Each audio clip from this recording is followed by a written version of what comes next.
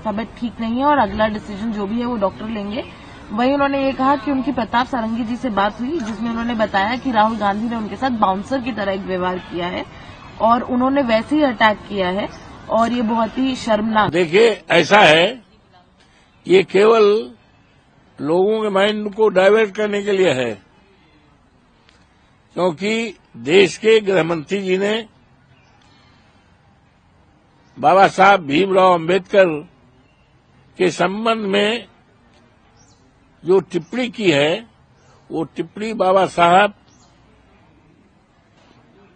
Doctor Bhimrao Ambedkar के सम्मान के खिलाफ है। ये अपमानजनक टिप्पणी है और ये इस टिप्पणी से केवल बाबा साहब का ही अपमान नहीं हुआ, हमारे संविधान का अपमान हुआ है।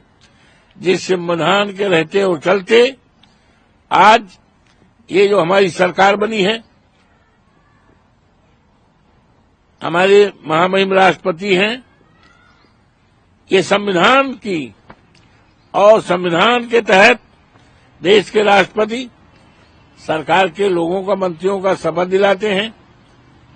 ये केवल बाबा साहब भीमराव अंबेडकर के संविधान का ही करिश्मा है, उनकी देन है। तो ये आज जो हमारे देश के प्रधानमंत्री बैठे हैं, ये भी संविधान की देन है, महामहिम राष्ट्रपति संविधान की देन। पूरी सरकार जो बनी है, ये संविधान के देन है।